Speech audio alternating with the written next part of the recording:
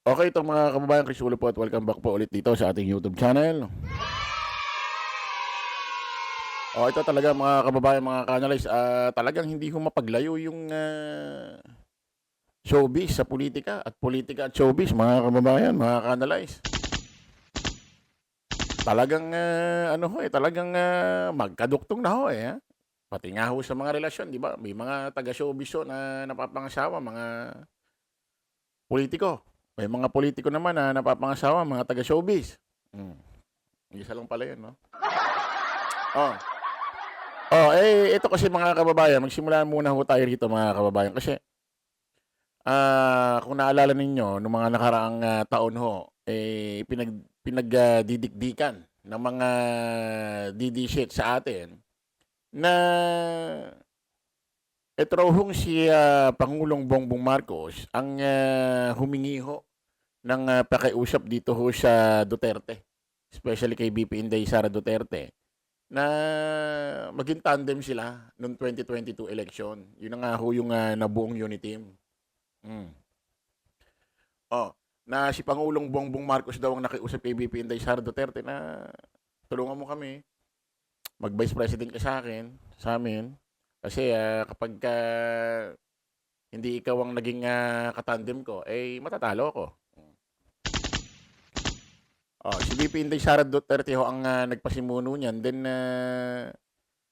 alam niyo naman ho to si Amy, tuta niya. Pinagtibay ho ni Amy Marcos yan. Kaya sure dalawa ho sila ni Pangulong Bongbong Marcos noong 2022 na nakiusap kay BP Inday Sara Duterte na mag-vice president ka sa akin. Sa amin, Inday. Para manalo itong aking kapatid na si BBM. Pakinggan ho natin to mga kababayan. Ah, 20 October, nag-file ako. Pagdating ng late October, after deadline ng filing, tumawag sa akin si Senator Amy Marcos. Sabi niya sa akin, pwede ka ba tumakbong Vice President? Sabi ko sa kanya, alam mo, hindi ko pa narinig ever na sinabi sa akin na tumakbo akong Vice President. Sabi ko, bakit Bakit sa akin? mo ako nire-request Tigas eh. ngayon na tumakbong Vice President? And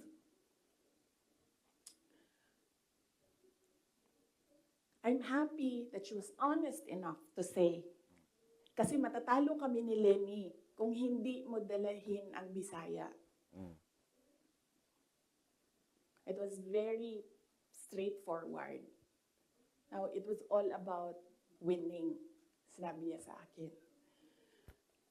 So sabi ko sa kanya, Bisaya naman day ang ato ang giistoryahan dinhi. Tawagan ninyo si Bato de la Rosa. Ask him to slide down to VP. Tumatakbo siyang president. And then ang answer niya was, nah. And then I told her, well, ask PRD to run as your vice president. And then she said, well, that's a closed book already kasi tumatakbo si BG. So, ask BG to run as your vice president. Mga Bisaya man natanan. And then she said na, I don't think kayanin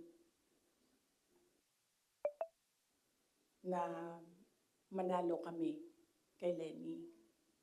And then I said, ask Manny Pacquiao to slide down. He's already running for president. And she said, we already did. And Manny Pacquiao told us that God asked me to run for president. So how can you argue with God? Damay pa si Pacquiao. Totoo yan. I don't think she will deny that. Very straightforward naman si Senator Amy Marcos eh. Mainit na siya ngayon.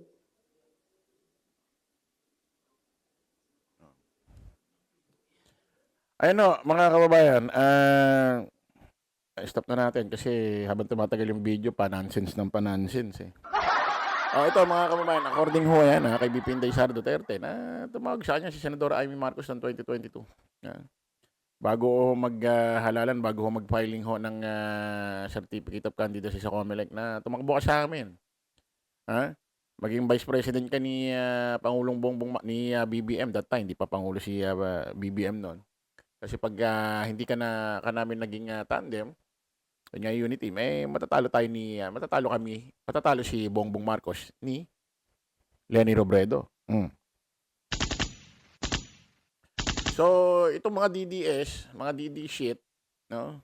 Yan ho yung isinusumbat sa Administrasyong Marcos na without BP Inday Sara Duterte, ay hindi raw mananalo si Pangulong Bongbong Marcos at si Pangulong Bongbong Marcos daw, no? Pati itong si Amy Marcos, nakiusap lang daw kay BP Inday Sara Duterte at ito si BP Inday Sara Duterte kahit kailan, hindi niya raw naisip na tatakbo siyang Vice President. Siyempre tayo, itong mga loyalista, mga kababayan, nagkalkal ho ng iba't ibang video na kung saan ito si VP Inday Sara Duterte meron isang kampanya sa isang probinsya. Medyo mahaba itong video to pero pinili natin itong medyo maigsi na para matapos agad. Na kung saan, meron mo siyang kwento. Tingin ko napanood na ho ito ng iba na iba ho yung kinuwento niya doon sa press conference na napakinggan nyo ngayon. Iba ho yung kanyang sinasabi doon ho sa entablado, doon ho sa isang probinsya na kung saan nangangampanya siya noong 2022. Pakinggan ninyo.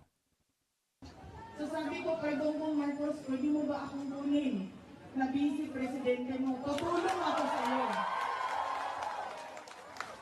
Bakit siya ang pinili ko na presidential candidate? Kasi para sa akin, importante ang naging governor. Siya, 4 na term na governor, isang termino na congressman, isang termino na senador. Importante sa lahat, sa ating lahat yon.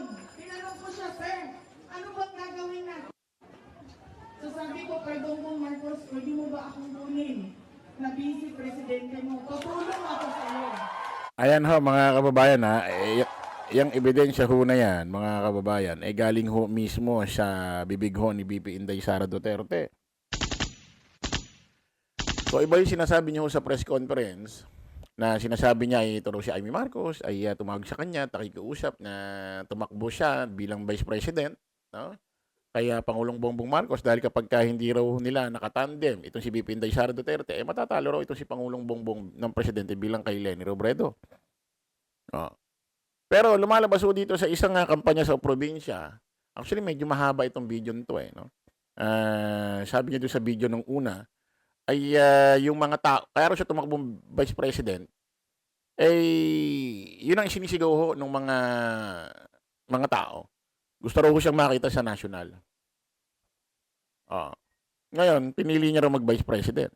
Ngayon, sabi niya, nakiusap daw siya kay Pangulong Bongbong Marcos na baka pwede mo akong maging Vice President, tutulungan kita. Siya ho ang nag-apply, siya ho ang nakiusap. At sabi niya, kaya raw si PBBM napili niya na makatandem at si PBBM napili niya na doon siya mag-Vice President sa pagiging presidente ni PBBM, importante raw yung ilang term na naging governor. Doon sa Ilocos. Ayan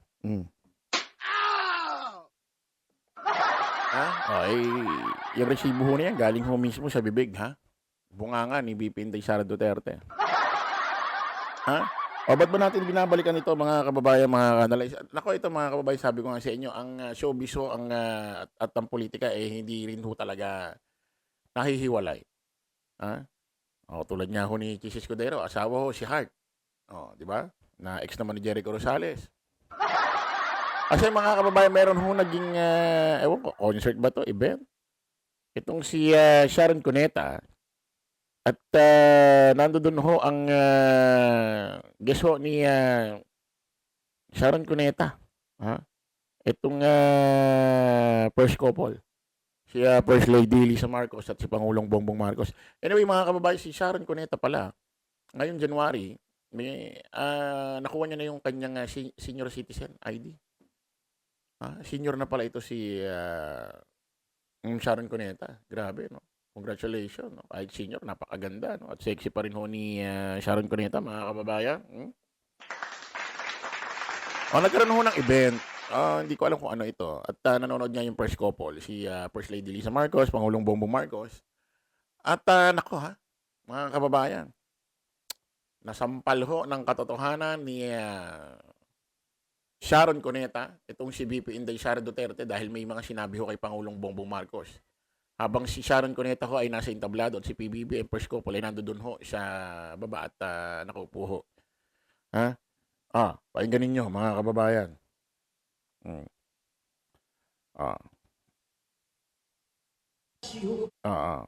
Basahin muna natin yung yung caption. Sharon jokes to Marcos. Mali, your choice. For BP, no? Naku po. Watch megastar Sharon Cuneta perform before President Bongbong Marcos and First Lady Lisa Araneta Marcos during the Evening with the Stars event in Manila. Event din pala ito ng government. Sa panguna ho ni Lisa Marcos, first couple at Pangulong Bongbong Marcos. At naging guest ho nila etong si Miss Sharon Cuneta na nag-senior na ho ngayong Enero pero batang-bata pa ho tingnan. Kumbaga nag-perform ho ito. Itong si Sharon Cuneta. In a light moment on stage, Cuneta joked that she brought her date and only Vice President, referring to her husband, Senator Kiko Pangilinan, keeping mali your choice for BP, no? Question mark. The remark drew laughter from the audience. Naku, tawanan daw ho yung mga manonood ho doon. Ako po. Pakinggan nga natin mga kababayan. There's something I do not like about your presidency. There's something I do not like about you being Mr. President and Madam being Madam First Lady. I think it's the fact that I miss years ago just texting to say, Bonget Lisa, please send me Ilocos Bagnet. You never fail to do that. Mr. President, this is for you. Madam First Lady, this is for you, especially the first song. This is what you requested for. I'm happy to be here, sir. And sir, I have only one Vice President there. My date tonight. Mali your choice, no? Sorry. Okay, let's move on.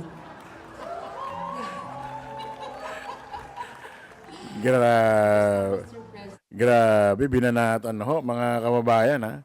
Binanatan ho ni, siyempre, sino pa bang Vice President? Sino pa bang mali yung... Di ba? Tuloy nga natin ito, may konti pa eh. You have my support.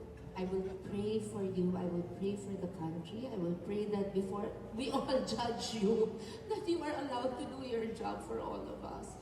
And we pray for good health, peace of mind from all the fake news, all the disinformation. May God be with you every single day, Mr. President and Madam Vice. Ayan ho, mga kababayan, palakpakan ho natin si Mrs. Sharon Cuneta. Panghilinan, asawa ho, may bahay ho yan ni Senator Kiko Pangilinan, mga kababayan. Nako big deal to sa mga DD shit. Kasi may mga follower pan, may mga taga-suporta ho si Sharon Cuneta ng mga DD shit, mga kababayan. Mga ano ba tawag doon pagka taga-suporta ni Sharon Cuneta? Hindi kay Nora Nonarian. Oo, pagka kay Sharon megastar. Mga Megan yan, ano ba yan? Anyway mga kababayan, kita-kita ulit tayo sa panibagong vlog. Bye-bye po.